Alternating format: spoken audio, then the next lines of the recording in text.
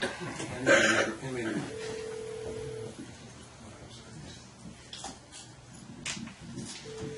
on, you're a rocker.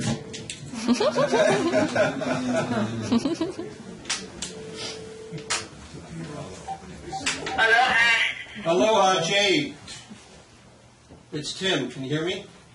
Yes, I can hear you fine. Okay, we have about 20, can you hear me good? Yeah, we have about 20 people here in New Jersey. 20? And, more than that? Yeah. 25, 30, I don't know. So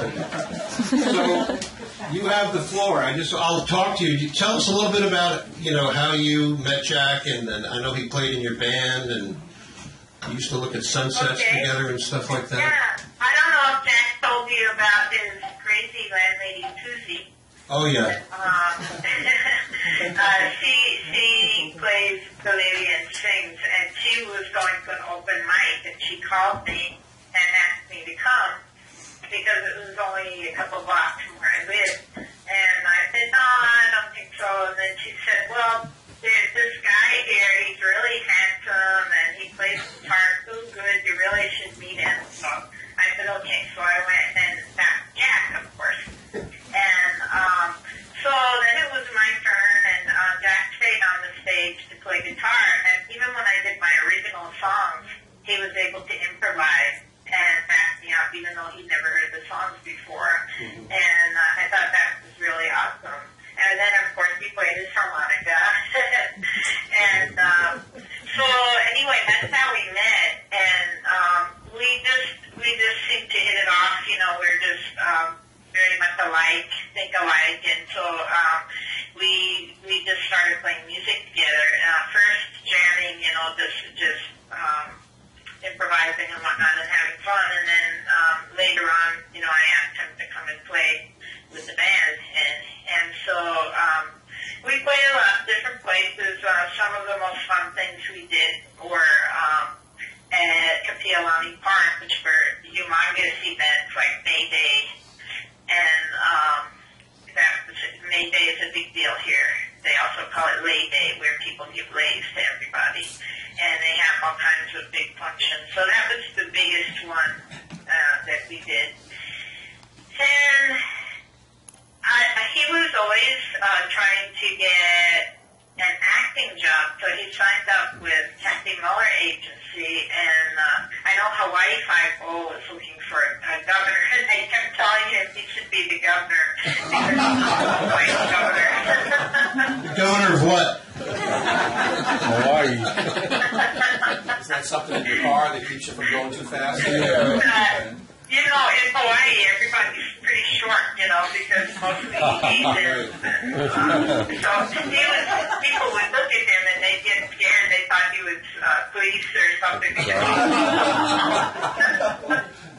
Well, there you go. So I always told him, yeah, you should be the governor. But anyway, let's see what else. He had seeking spirit. He used to come to me to Buddhist meetings and ask a lot of questions, and he had more understanding even in the beginning than a lot of people who've been in the practice for a long time. And I think he's probably been thinking that way already all his life as a Buddhist. But everybody liked him. Everybody in the Buddhist organization liked Jack, and everybody in the music business did too. In fact, a lot of people tried to steal him for their band. He did go. And, some of the happiest times that I remember with him are sitting around playing music and talking about the state of the world and just whatever was going on. And we never had, I was just thinking about it this morning, we never had one disagreement. That's kind of unusual, but we never did. That's even when he opened up the Mitt Romney office in Honolulu? I don't think so. All right. Well, listen, Jade, thanks for being with us. I know you had to get up a little early. Oh, no, I was up anyway. One other thing I wanted to tell you is that when he did move in with you, he was very, very happy. He used to tell me, we used to would talk every day, and he used to tell me how beautiful it was and talk about the dogs. And when he was done sitting for, I think it was a couple of weeks, Right. he was so happy. He loved throwing the ball for the one dog, and he thought it was so hilarious the way the dog never got tired. It's true. He said, dogs' minds are so simple. He said, I could throw it for 5 hours, and he'd never give up. He'd keep coming back with a smile on his face. Oh, jeez. Yeah. He was great with those dogs. He was great. All right, well, I think we'll let you go, Okay. but we appreciate you hanging in with us. And, we'll be in touch. Okay, well, my thoughts are with you, all of you, and we all in Hawaii, we say, Ehalia aloha bali anamako Jack, which means we'll always remember Jack Hazley. And we are keeping him in our prayers, and you guys too. Okay, thanks, Jade. You're welcome. Thanks a lot. Take care now.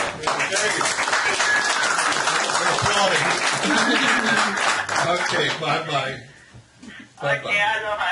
Aloha, Jade. Bye-bye. All right, we got one more call. This is Dennis in South Carolina.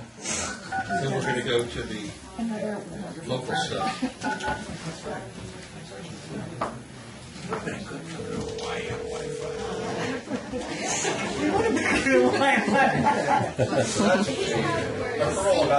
He was tall enough.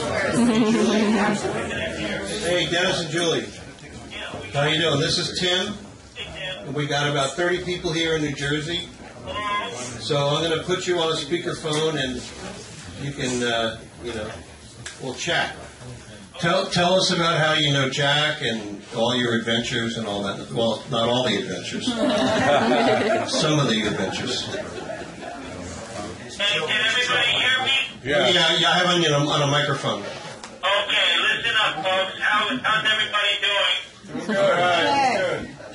I'm sitting here with my love of my life, Julianne Nyland, who also knows Jack for 25 years, and was just up that way. And Julianne is also a graduate of St. Peter's College. Oh, okay. 25 years ago. And Arkansas. Okay, we all know why we're here. We're here to celebrate the life and times of Jack, also known as the great philosopher, Pierre and I. Well, we know Jack's love of music and travel and food and life. And it's just not easy to sit here and think of all these wonderful stories. So I tried to jot down a few that I'm sure all of you can agree with. Well, like I said, we know Jack loved music, philosophy, music. I said music already. Let me tell you about Jack's travels. Nobody knows more. Jack just loved to travel. He liked to be both, or known as a vagabond or a troubadour, he used to tell me. There you go. And myself, I've been to 100 countries. Wow. Jack and I talked exclusively about travel and countries and cultures and people and life. And as we know, Jack lived life on his terms. He told me he had no regret. And he always wanted to go to Hawaii. He loved it so much he thought he was in paradise and would stay there forever. All over the place here. Okay, well, we know that Jack also loves to eat. We used to call Jack a serious knife and fork man. Now, being a chef, I have cooked Jack hundreds, if not thousands of meals. And he always ate everything on the plate. Even caught him licking the plate once or twice. Now, we know that we all been through as we used to say, Jack and I, we've been through funerals, we've been through weddings, we've been through the mud, the blood,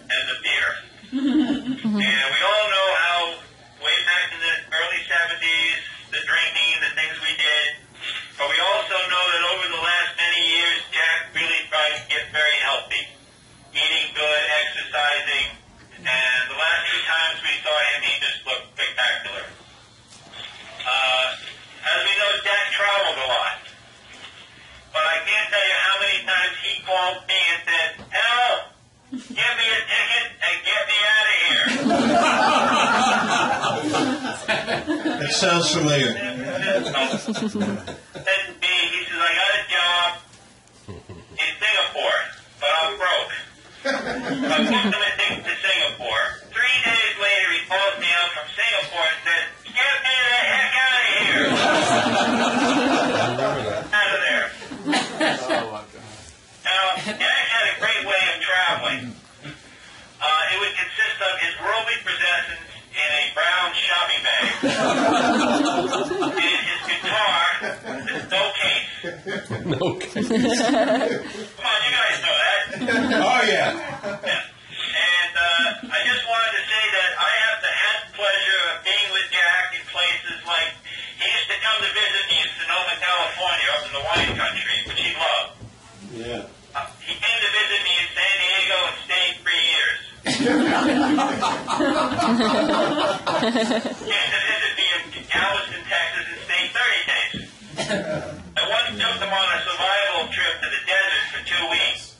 He almost didn't make it. And I took him to the Smoky Mountains for, 8 days or 10 days. And Jack slept in a tent. Or actually, he didn't sleep because he was so afraid of bears that he didn't sleep more than 4 hours in 8 days. It wasn't funny. He wasn't eating it either. So tell me, Dennis, what is your most memorable moment with Jack? Or Boy, that's a tough one. We've had some great ones. Wow, that's a really tough one. We've been in so many places together, so many situations. Like I said, weddings, funerals, parties, New Year's Eve things, concerts, museums all over the place.